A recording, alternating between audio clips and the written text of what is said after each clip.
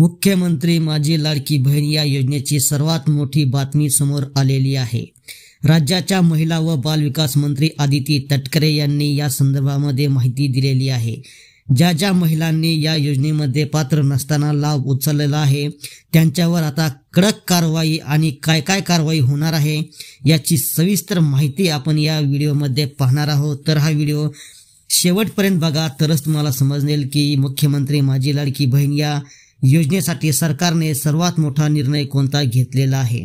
तर चला पाहूया मुख्यमंत्री माझी लाडकी बहीण या योजनेसाठी या राज्याच्या महिला व बाल विकास मंत्री आदिती तटकरे यांनी काय माहिती दिलेली आहे।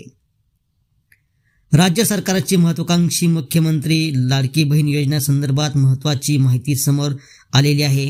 लाडकी बहीण योजनेचा गैरफायदा घेणाऱ्या सरकारी अधिकारी आणि कर्मचाऱ्यांवर आता कारवाई होणार असल्याची माहिती समोर आलेली आहे।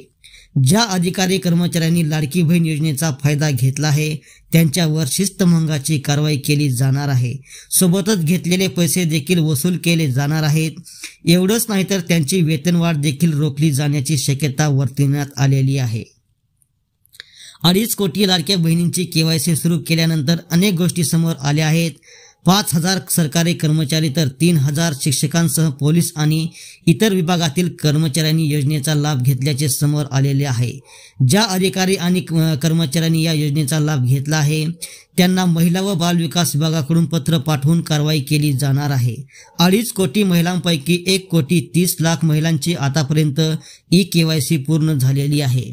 लाडकी बहीण योजनेचा लाभ घेण्यासाठी उत्पन्नाची मर्यादा 2.5 लाख रुपये असली तरी अधिक उत्पन्न असलेल्या नागरिकांनी निवडणूक काळातील गडबडीचा लाभ घेत या योजनेची रक्कम लाटल्याचा प्रकार समोर आलेला आहे।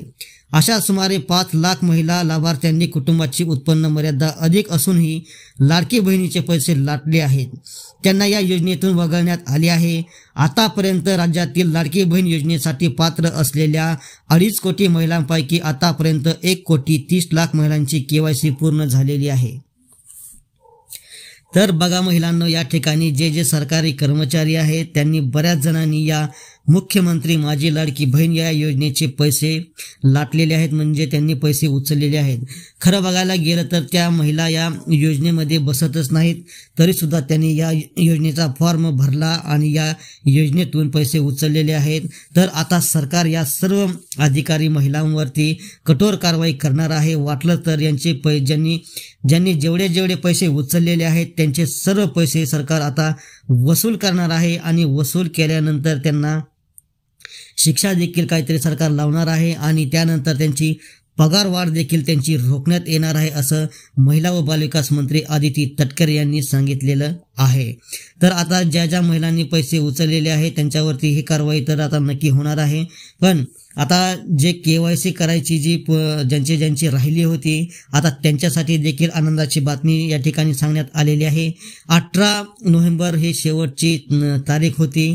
तर त्या तारखेपर्यंत बऱ्याच महिलांची केवायसी पूर्ण झालेली नव्हती। ज्यांना बऱ्याच महिलांनी केवायसी केली नव्हती तर आता त्यांच्यासाठी 31 डिसेंबर पर्यंत आपण केवायसी आपण करू शकतो।